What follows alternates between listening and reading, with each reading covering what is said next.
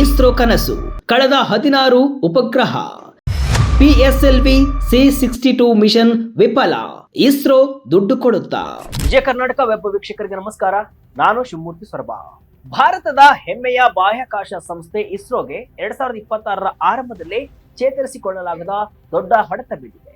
ಜನವರಿ 12 ಸೋಮವಾರ ಬೆಳಗ್ಗೆ ಇಡೀ ದೇಶವೇ ಕುತೂಹಲದಿಂದ ಕಾಯ್ತಾ ಇದ್ದಂತಹ PSLV C62 ಮಿಷನ್ ವಿಫಲಗೊಂಡಿದ್ದು, ರಾಕೆಟ್ನಲ್ಲಿದ್ದ 16 ಉಪಗ್ರಹಗಳು ಬಾಹ್ಯಾಕಾಶದಲ್ಲಿಯೇ ಕಳೆದು ಹೋಗಿವೆ.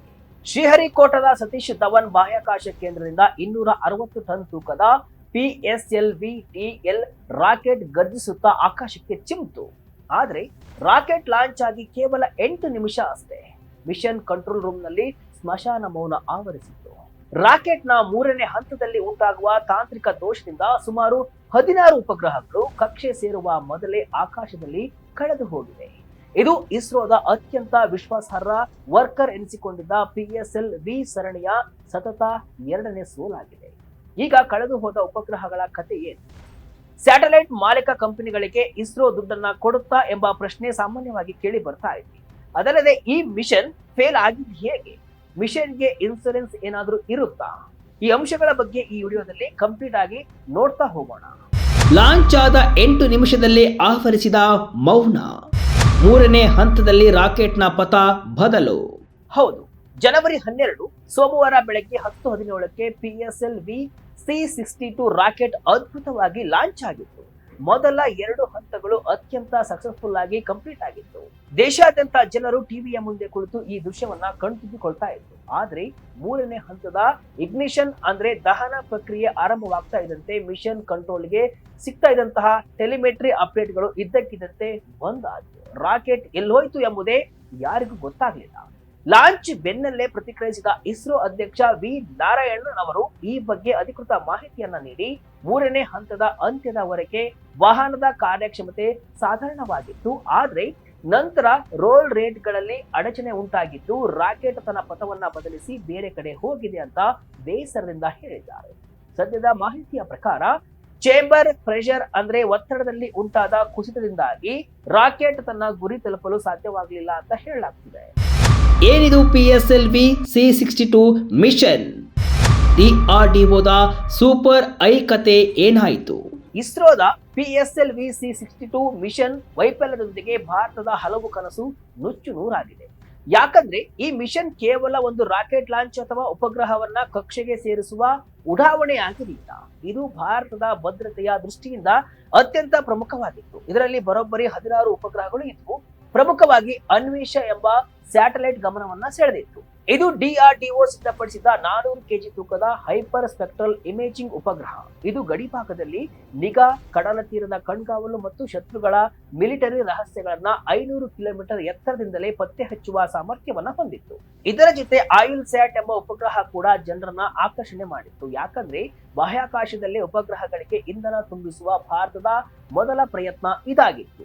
ಇವುಗಳ ಜೊತೆಗೆ ಭಾರತೀಯ ಖಾಸಗಿ ಸಂಸ್ಥೆಗಳಾದ ಧ್ರುವ ಸ್ಪೇಸ್ ಉಪಗ್ರಹಗಳು, ವಿದ್ಯಾರ್ಥಿಗಳು ತಯಾರಿಸಿದ ಪೇಲೋಡ್ಗಳು ಇದ್ವು. ಅದಲ್ಲದೆ ಬ್ರೆಜಿಲ್, UK, ಥೈಲ್ಯಾಂಡ್, ನೇಪಾಳ ಹಾಗೂ ಸ್ಪೇನ್ ದೇಶಗಳ ಸಣ್ಣ ಸಣ್ಣ ಉಪಗ್ರಹಗಳು ಕೂಡ ಇದ್ವು. ಈಗ ಇವೆಲ್ಲವೂ ಕೂಡ ಬಾಹ್ಯಾಕಾಶದಲ್ಲಿಯೇ ಕಳೆದು ಹೋಗಿದ್ದು, ಭೂಮಿಯ ವಾತಾವರಣಕ್ಕೆ ಮರಳಿ ಪ್ರವೇಶಿಸಿದಾಗ ಉರಿದು ಹೋಗುವ ಅಥವಾ ಬಾಹ್ಯಾಕಾಶದ ತ್ಯಾಜ್ಯವಾಗುವ ಸಾಧ್ಯತೆ ಹೆಚ್ಚಿದೆ.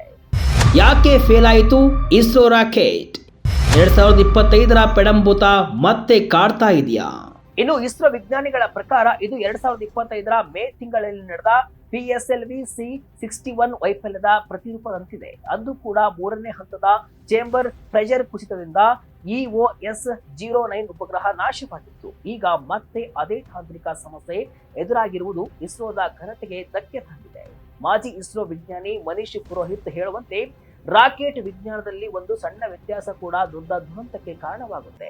8000 ಕಿಲೋಮೀಟರ್ ವೇಗದಲ್ಲಿ ಸಾಗುವಾಗ ರಾಕೆಟ್ ಸ್ವಲ್ಪ ಅಲುಗಾಡಿದ್ರು ಸಹ ಅದು ತನ್ನ ಪಥವನ್ನ ಬದಲಿಸುತ್ತೆ. ಈಗ ಇಸ್ರೋ ಈ ಬಗ್ಗೆ ಫೇಲ್ಯೂರ್ ಅನಾಲಿಸಿಸ್ ಕಮಿಟಿ ರಚಿಸಿದ್ದು, ಫ್ಲೆಕ್ಸ್ ನಾಜಲ್ ವೈಫಲ್ಯ, ಪ್ರೊಪೆಲೆಂಟ್ ದೋಷ ಅಥವಾ ಕೇಸಿಂಗ್ ಸಮಸ್ಯೆಗಳ ಬಗ್ಗೆ ತನಿಖೆಯನ್ನ ನಡೆಸಲಿದೆ. ಆಗ ವೈಫಲ್ಯಕ್ಕೆ ನಿಖರ ಕಾರಣ ಏನಾಗಲಿದೆ ಎಂಬುದು ಕ್ಲಿಯರ್ ಆಗಿ ಗೊತ್ತಾಗಲಿದೆ. ಉಪಗ್ರಹ ನಾಶವಾದ್ರೆ ಹಣ ಯಾರು ಕೊಡ್ತಾರೆ? ಇಸ್ರೋ ನಷ್ಟ ಭರಿಸುತ್ತಾ? ಇನ್ಸೂರೆನ್ಸ್ ಕಥೆ ಏನು? ಈಗ ಮೇನ್ ಮ್ಯಾಟ್ರಿಗೆ ಬರೋಣ. ನೋಡಿ, ಒಂದು ಸ್ಯಾಟಲೈಟ್ ತಯಾರಿಸೋದಕ್ಕೆ ಬಹಳಷ್ಟು ದುಡ್ಡು ಖರ್ಚಾಗಿರುತ್ತೆ. ಶ್ರಮ ವಿನಿಯೋಗವಾಗಿರುತ್ತೆ. ಆ ಸ್ಯಾಟಲೈಟ್ ಲಾಂಚ್ ಫೇಲ್ ಆದಾಗ ಅದು ದೊಡ್ಡ ಆರ್ಥಿಕ ನಷ್ಟ ಎಂಬುದು ನಿಜ. ಆದ್ರೆ ಇಲ್ಲಿ ಒಂದು ಪ್ರಮುಖ ವಿಷಯವಿದೆ. ಇಸ್ರೋ ಅಥವಾ NSIL ಅಂದ್ರೆ ನ್ಯೂ ಸ್ಪೇಸ್ ಇಂಡಿಯಾ ಲಿಮಿಟೆಡ್ ಸಂಸ್ಥೆಗಳು ಕಳೆದು ಹೋದ ಉಪಗ್ರಹಗಳ ಪೂರ್ಣ ಹಣವನ್ನ ತಮ್ಮ ಜೇಬಿನಿಂದ ಕೊಡುವುದಿಲ್ಲ. ಮತ್ತೆ ಹೇಗೆ ಅಂತೀರಾ? ಪ್ರಮುಖವಾಗಿ ಇಲ್ಲಿ ಲಾಂಚ್ ಇನ್ಸೂರೆನ್ಸ್ ಎಂಬುದು ಬರುತ್ತೆ. ಉಪಗ್ರಹದ ಮಾಲೀಕರು, ಉದಾಹರಣೆಗೆ DRDO ಅಥವಾ ಖಾಸಗಿ ಕಂಪನಿಗಳು ಮೊದಲೇ ಲಾಂಚ್ ಇನ್ಸೂರೆನ್ಸ್ ಮಾಡಿಸಿರುತ್ತಾರೆ. ರಾಕೆಟ್ ಸ್ಫೋಟಗೊಂಡ್ರೆ ಅಥವಾ ಕಕ್ಷೆ ಸೇರಲು ವಿಫಲವಾದ್ರೆ ವಿಮಾ ಕಂಪನಿಯು ಆ ನಷ್ಟವನ್ನ ಭರಿಸುತ್ತೆ. ಇಸ್ರೋ ಮತ್ತು ಗ್ರಾಹಕರ ನಡುವಿನ ಒಪ್ಪಂದದಲ್ಲಿ ಕ್ರಾಸ್ ವೈವರ್ಸ್ ಆಫ್ ಲಯಬಿಲಿಟಿ ಎಂಬ ನಿಯಮ ಇರುತ್ತೆ. ಇದರ ಪ್ರಕಾರ ರಾಕೆಟ್ ಲಾಂಚಿಂಗ್ ವಿಫಲವಾದರೆ ಗ್ರಾಹಕರು ಇಸ್ರೋ ಮೇಲೆ ಕೇಸ್ ಹಾಕುವಂತಿಲ್ಲ. ಬದಲಿಗೆ ಅವರು ತಮ್ಮ ಇನ್ಸೂರೆನ್ಸ್ ಮೂಲಕ ಹಣವನ್ನ ಪಡೆಯಬೇಕು. ಮತ್ತೊಂದು ಅಂಶ ಏನಂದ್ರೆ ಥರ್ಡ್ ಪಾರ್ಟಿ ಲಯಬಿಲಿಟಿ ಕೂಡ ಈ ವಿಚಾರದಲ್ಲಿ ಬರುತ್ತೆ. ಒಂದು ವೇಳೆ ರಾಕೆಟ್ ಬಿದ್ದಿದ್ದರಿಂದ ಯಾರಿಗಾದ್ರೂ ಗಾಯವಾದ್ರೆ ಅಥವಾ ಆಸ್ತಿ ನಷ್ಟವಾದ್ರೆ ಅದರ ಜವಾಬ್ದಾರಿಯನ್ನ ಇಸ್ರೋ ಮತ್ತು ಭಾರತ ಸರ್ಕಾರ ಹೊಂದಿರುತ್ತೆ. ಇದಕ್ಕಾಗಿ ಟಾಟಾ, AIG ಯಂತಹ ಕಂಪನಿಗಳು ವಿಶೇಷ ಇನ್ಸೂರೆನ್ಸ್ ಪಾಲಿಸಿಗಳನ್ನ ನೀಡುತ್ತವೆ. ಮಿಷನ್ ವೈಫಲ್ಯಕ್ಕೆ ಇಸ್ರೋ ಹೊಣೆಗಾರನಲ್ಲ. ಇಸ್ರೋ ಬಿಟ್ಟು ಮಸ್ಕ್ ಕಡೆ ಹೋಗ್ತಾವ ಕಂಪನಿಗಳು. ಇನ್ನು ಜಾಗತಿಕವಾಗಿ ಉಡಾವಣಾ ಒಪ್ಪಂದಗಳಲ್ಲಿ ಇಸ್ರೋ ಸೇರಿ ಎಲ್ಲಾ ಏಜೆನ್ಸಿಗಳು ಬೆಸ್ಟ್ ಎಫರ್ಟ್ ಆಧಾರದ ಮೇಲೆ ಕಾರ್ಯವನ್ನ ನಿರ್ವಹಿಸುತ್ತವೆ. ಅಂದರೆ ನಾವು ಸ್ಯಾಟಲೈಟ್ ಅನ್ನ ಕಕ್ಷೆಗೆ ಸೇರಿಸಲು ನಮ್ಮೆಲ್ಲ ಅತ್ಯುತ್ತಮ ಪ್ರಯತ್ನವನ್ನ ಮಾಡ್ತೇವೆ, ಆದ್ರೆ ಸಕ್ಸಸ್ ಗ್ಯಾರಂಟಿ ನೀಡುವುದಿಲ್ಲ ಮತ್ತು ವೈಫಲ್ಯಕ್ಕೆ ಆರ್ಥಿಕವಾಗಿ ಹೊಣೆಗಾರರಲ್ಲ ಅಂತ ಒಪ್ಪಂದದಲ್ಲಿ ಸ್ಪಷ್ಟವಾಗಿ ಉಲ್ಲೇಖಿಸಲಾಗಿರುತ್ತೆ. ಆದ್ರೆ ಇಸ್ರೋಗೆ ನೇರವಾದ ಹಣಕಾಸಿನ ದಂಡವಿಲ್ಲದಿದ್ರೂ ಕೂಡ ರಾಕೆಟ್ ತಯಾರಿಕೆಯ ವೆಚ್ಚ ಮತ್ತು ಇಂಧನ ವೆಚ್ಚ ನಷ್ಟವಾಗುತ್ತೆ. ಅದಕ್ಕಿಂತ ಮುಖ್ಯವಾಗಿ ಸಂಸ್ಥೆಯ ವಿಶ್ವಾಸಾರ್ಹತೆಗೆ ಏಟು ಬೀಳುತ್ತೆ. ಭವಿಷ್ಯದ ಗ್ರಾಹಕರು ಇಸ್ರೋ ಬದಲು ಎಲಾನ್ ಮಸ್ಕ್ ಅವರ ಸ್ಪೇಸ್ ಎಕ್ಸ್ ನತ್ತ ಮುಖ ಮಾಡುವ ಸಾಧ್ಯತೆ ಇರುತ್ತೆ. ವರದಿಯ ಪ್ರಕಾರ ಸದ್ಯ ಜಾಗತಿಕವಾಗಿ ಬಾಹ್ಯಾಕಾಶ ವಿಮಾ ಮಾರುಕಟ್ಟೆ ಸಂಕಷ್ಟದಲ್ಲಿದೆ. 2023ರಲ್ಲಿ ಅನೇಕ ಉಪಗ್ರಹಗಳು ವಿಫಲವಾಗಿದ್ದರಿಂದ ವಿಮಾ ಕಂಪನಿಗಳು ಭಾರಿ ನಷ್ಟವನ್ನ ಅನುಭವಿಸಿದೆ.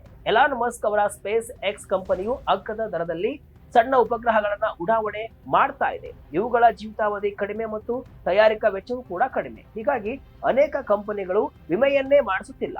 ಅದಲ್ಲದೆ ಅಂತರಿಕ್ಷದಲ್ಲಿ ಹಳೆ ಉಪಗ್ರಹಗಳ ತ್ಯಾಜ್ಯ ಹೆಚ್ಚಾಗ್ತಾ ಇದೆ. ಇತ್ತೀಚೆಗೆ ಇಂಟೆಲ್ ಸ್ಯಾಟ್ 33E ಎಂಬ ಉಪಗ್ರಹವೊಂದು ಕಕ್ಷೆಯಲ್ಲೇ ಸ್ಫೋಟಗೊಂಡು 20 ಹೋಳುಗಳಾಗಿತ್ತು. ಇಂತಹ ತ್ಯಾಜ್ಯಗಳಿಂದ ಹೊಸ ಉಪಗ್ರಹಗಳಿಗೆ ಅಪಾಯವಿದ್ದು ವಿಮಾ ಕಂತುಗಳು ದುಬಾರಿಯಾಗುತ್ತವೆ. ಮುಂದೇನು? ಇಸ್ರೋದ ನೆಕ್ಸ್ಟ್ ಪ್ಲಾನ್ ಏನು? ಗಗನಯಾನ ನಾವಿಕ್ ಮಿಷನ್ ಮೇಲೆ ಪರಿಣಾಮ. PSLV ಸರಣಿಯ ಸತತ 2 ವೈಫಲ್ಯಗಳು ಇಸ್ರೋದ 2026ರ ಕ್ಯಾಲೆಂಡರ್ ಮೇಲೆ ಕರಿನೆರಳು ಬೀರಿದೆ. 2026ರಲ್ಲಿ 100ಕ್ಕೂ ಹೆಚ್ಚು ಉಪಗ್ರಹಗಳನ್ನ ಉಡಾವಣೆ ಮಾಡುವ ಗುರಿ ಹೊಂದಿದ ಇಸ್ರೋಗೆ ಇದು ದೊಡ್ಡ ಸೆಟ್ ಬ್ಯಾಕ್. ನಾವಿಕ್ ವಿಸ್ತರಣೆ ಮತ್ತು ಅತ್ಯಂತ ಮಹತ್ವಾಕಾಂಕ್ಷೆಯ ಗಗನಯಾನದ ಸಿದ್ಧತೆಗಳು ಮೇಲೂ ಕೂಡ ಇದು ಒತ್ತಡವನ್ನ ಹೇರಲಿದೆ. ಇಸ್ರೋ ಈಗ ದತ್ತಾಂಶಗಳನ್ನ ವಿಶ್ಲೇಷಿಸಿ ದೋಷವನ್ನ ಸರಿಪಡಿಸಿಕೊಂಡು ಮುಂದಿನ ಯೋಜನೆಗಳಲ್ಲಿ ಪುಟಿದೇಳಲಿದೆ ಅಂತ ನಿರೀಕ್ಷಿಸಲಾಗಿದೆ. ಆದರೆ ಮಾರುಕಟ್ಟೆಯಲ್ಲಿ ಸ್ಪರ್ಧೆ ಹೆಚ್ಚುತ್ತಿದ್ದು ವಿಶ್ವಾಸಾರ್ಹತೆಯನ್ನ ಉಳಿಸಿಕೊಳ್ಳಲು ಇಸ್ರೋ ಹೆಚ್ಚಿನ ಎಚ್ಚರಿಕೆಯನ್ನ ವಹಿಸಬೇಕಿದೆ. ಒಟ್ಟಿನಲ್ಲಿ ಬಾಹ್ಯಾಕಾಶ ಕ್ಷೇತ್ರದಲ್ಲಿ ಗೆಲುವು ಎಷ್ಟು ಸಹಜವೋ ಸೋಲು ಕೂಡ ಅಷ್ಟೇ ಅನಿವಾರ್ಯ. ಇಸ್ರೋ ಈ ಹಿಂದೆಯೂ ಕೂಡ ಇಂತಹ ಹಲವು ಸವಾಲುಗಳನ್ನ ಎದುರಿಸಿ ಎದ್ದು ನಿಂತಿದೆ. ಚಂದ್ರಯಾನ 2ರ ವೈಫಲ್ಯದ ನಂತರ ಚಂದ್ರಯಾನ 3ರಲ್ಲಿ ಜಯಬೇರಿಯನ್ನ ಬಾರಿಸಿದ್ದು ನಮಗೆಲ್ಲರೂ ಕೂಡ ಗೊತ್ತಿದೆ. ಈಗ PSLV ರಾಕೆಟ್ ನಲ್ಲಿರುವ ಈ ಟೆಕ್ನಿಕಲ್ ಗೋಸ್ಟ್ ಅನ್ನ ಇಸ್ರೋ ವಿಜ್ಞಾನಿಗಳು ಶೀಘ್ರದಲ್ಲೇ ಪತ್ತೆ ಹಚ್ಚಿ ವಾಹನವನ್ನ ಮತ್ತೆ ರೆಡಿ ಮಾಡಲಿದ್ದಾರೆ ಎಂಬ ನಂಬಿಕೆ ದೇಶದ ಜನರಿಗೆ ಇದೆ. ನೋಡೋಣ ಇಸ್ರೋ ಏನ್ ಮಾಡುತ್ತೆ ಅಂತ. ಇದಿಷ್ಟು ಇವತ್ತಿನ ವಿಶೇಷ. ಇದೇ ರೀತಿ ಹಲವು ವಿಶ್ಲೇಷಣೆ ಮಾಹಿತಿ ಅಷ್ಟೇ ಅಲ್ಲ, ಮನರಂಜನೆಯ ವಿಡಿಯೋಗಳಿಗಾಗಿ ವಿಜಯ ಕರ್ನಾಟಕ ವೆಬ್ಸೈಟ್, ಫೇಸ್ಬುಕ್ ಹಾಗೂ ಯೂಟ್ಯೂಬ್ ಪೇಜ್ ಅನ್ನು ಫಾಲೋ ಮಾಡಿ. ಧನ್ಯವಾದಗಳು.